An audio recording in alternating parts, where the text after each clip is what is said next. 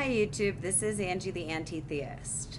The user Cyclone0830 asked me a question in an email about a theoretical question that a Christian might pose of, well, if, even if God makes life on this earth, terrible, isn't it worth it to have an eternity in paradise?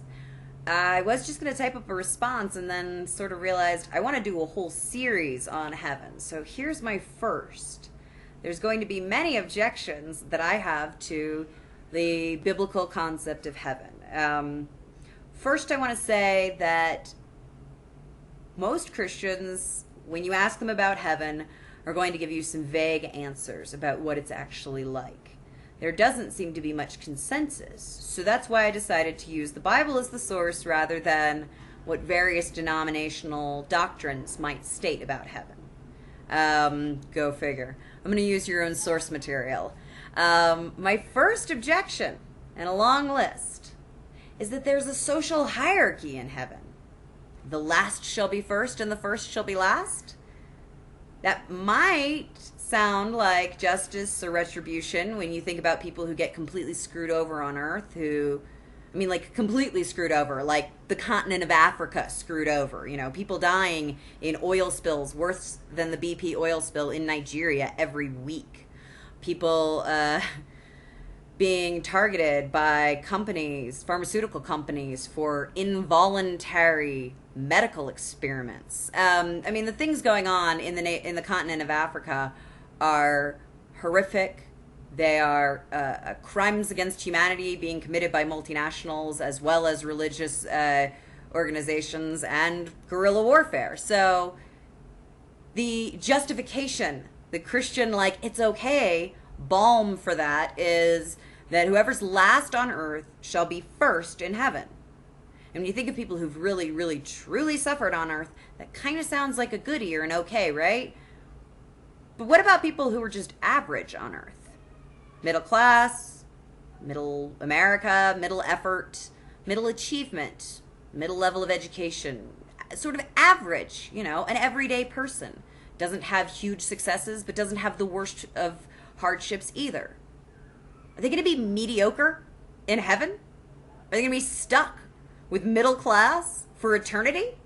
There's going to be no higher aspirations, no getting anything better, no climbing the social ranks once you get there. That's all determined by how badly you got screwed over on earth, not by how moral you were, not by how well you treated people, not by how well you kept the commandments, but by how badly you got screwed over on earth. That's the determining factor. And the real objection I have to this, beyond the fact that it would say that every rich person automatically is going to be last in heaven, whether they're moral or immoral, whether they use the money and wealth that they have to help people or not. Heaven really doesn't seem to be based on morality, just like the entrance fee doesn't look like your rank in heaven is based on who you are or how you behaved or how you conducted yourself or how you treated other people. No, you either get into heaven or not based on belief, and you get your rank in heaven established by how badly you got fucked over by the man.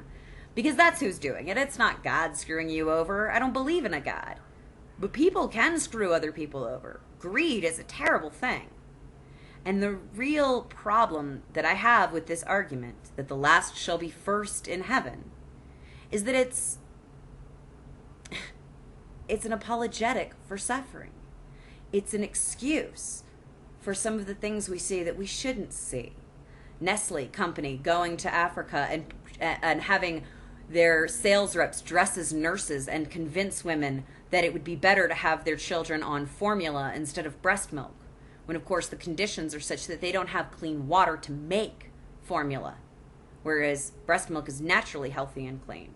So in other words, children died so that Nestle could make money off selling formula to children who died because of it. Died, yeah. Things like that really, really bother me. And I think we should do stuff about it. I think we should be as active as we can. We should talk about these things, because I know there's nothing we can do to shame these multinationals as long as they have the cover of anonymity. But there are things that we can do to make life better for people who are currently the last. We don't have to wait for them to get to heaven to be the first. We can fix their lives. We can improve things now. I don't think that a starving child without access to clean water or an education should have his needs on earth ignored so that he can have a super fab mansion in heaven. That is my first objection with the Christian biblical idea of heaven. I'm going to have a whole bunch more in the series. Thanks to Cyclone0830 for bringing up the idea. Everybody on YouTube, have great and godless days, and don't worry. If they're both real, hell's going to be a lot more fun. Peace.